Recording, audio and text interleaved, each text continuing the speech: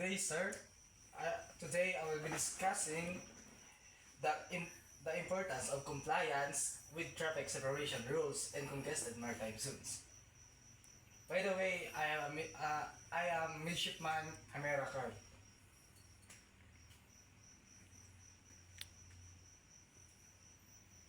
Introduction. Ship must follow the lanes with care, guided by the rules to stay aware. Collision avoided through the planned control. As safety ensure as the waters rule. Give way, stand on each nose cool. Signals and lights protect on them all. The order at sea prevents a fall.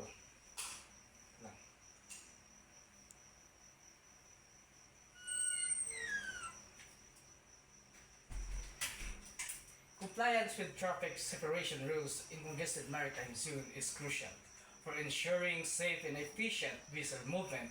These rules, established by the International Maritime Organization or IMO, help prevent collision by organizing traffic flow in busy waterways. Ships must follow designated lanes, maintain proper speed, and adhere to right of way regulation.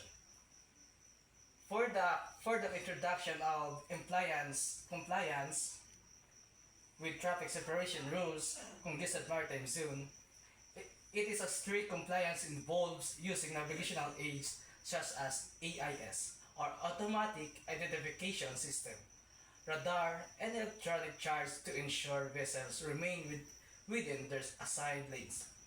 Authorities monitor adherence through Vessel Traffic Service or VTS and impose penalties for violations. Non-compliance can lead to serious accidents, environmental hazards, and legal consequences. To maintain a safety in the compliance, continuous training for crew members, strict enforcement by maritime authorities, and to use of modern technology are essential. Effective communication between ships and with coastal authorities for the enhanced compliance, reducing risk in high traffic maritime zones. And that is the introduction of compliance with traffic separations rules in congested maritime zone. I'm Midshipman Labrador and I will discuss my discussion of compliance with traffic separation rules in congested maritime zones. Discussion. The ship must follow the lanes with care. Traffic rules keep seas fair and square. Stand on proceeds, give way must turn. The signals and lights help all discern. Radar and watch prevent to a clash. The safe navigation avoids on a crash. Order at sea lets progress the last. Explanation and discussion of compliance with traffic separation rules in congested maritime zone. Traffic separation rules are established to regulate vessel movement in high traffic maritime areas, reducing collision risk and ensuring smooth navigation. Governed by International Maritime Organization or IMO under the Convention on the International Regulation for Preventing Collision at Sea or COLREGS.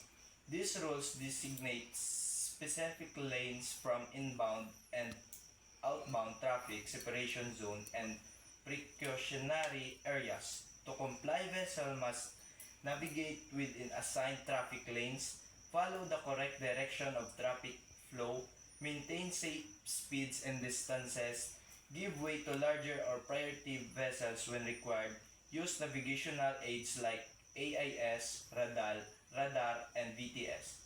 Vessel traffic services for real-time monitoring. Failure to comply can lead to severe consequence includes collisions, environmental disasters, and legal penalties. Compliance with these rules is essential but can be challenging due to factors like high vessel density, poor weather condition, and human error. Some common issues include violation of lane discipline. Some vessels ignore designated routes causing traffic congestion and accidents. Lack of situational awareness. Poor training or technical failures may lead to misinterpretation of navigational data. Insufficient enforcement. Authorities may struggle to monitor and penalize neutralize non-compliance effectively. To enhance compliance, measures such as advanced monitoring system, stricter regulation, crew training programs, and internal cooperation should be implemented. Investing in technology and education ensures safer maritime operation in congested zone, protecting both human lives and the environment. Sir, I'm Midshipman Jacob. I discuss our conclusion. Traffic rules. Keep the sea lanes clear.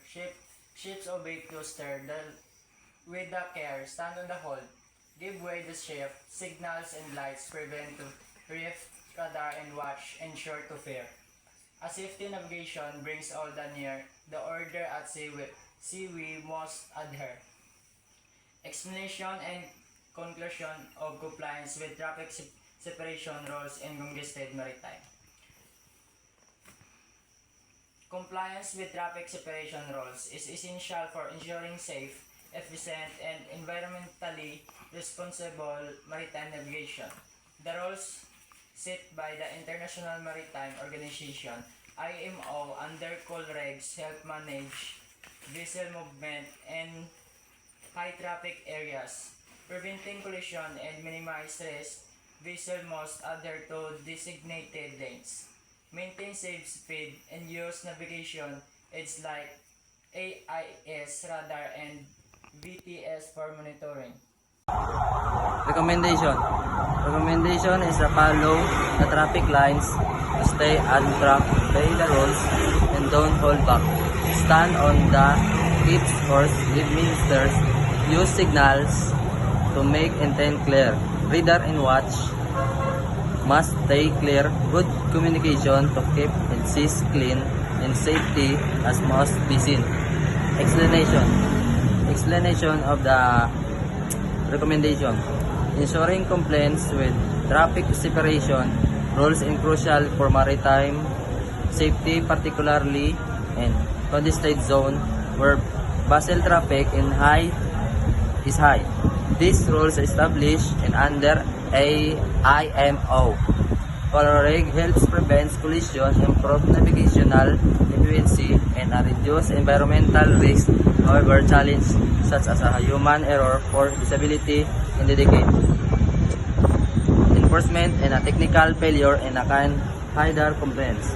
To address this challenge, vessels must strictly adhere and designated lines, maintain safe distance, follow speed regulation, and use navigation in aids like AIS, radar, BTS, maritime authorities, and also play a role in monitoring and enforcing compliance.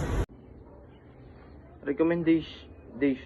To improve compliance, the following measures should be implemented. Number 1. Enhance monitoring and enforcement. Strengthen vessel traffic services to track and guide ships effectively. Implement automated violation detection system to identify non-compliance. Impose the stricter penalties and fines for rule violations. Number 2. Advanced navigation technology. Promote the use of AIS, ECDIS, electronic chart display and information system, and radar for real-time navigation.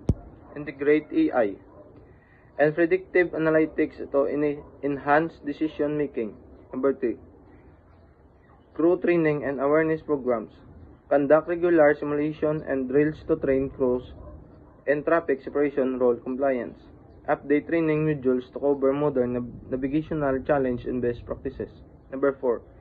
International cooperation and standardization. Strengthen international collaboration to ensure uniform enforcement of traffic separation rules. Share best practices and lessons learned among maritime nations and industries. Number 5. Improve communication protocols. Ensure clear, effective communication between vessel and traffic control authorities. Standardize radio communication procedures to prevent misunderstanding.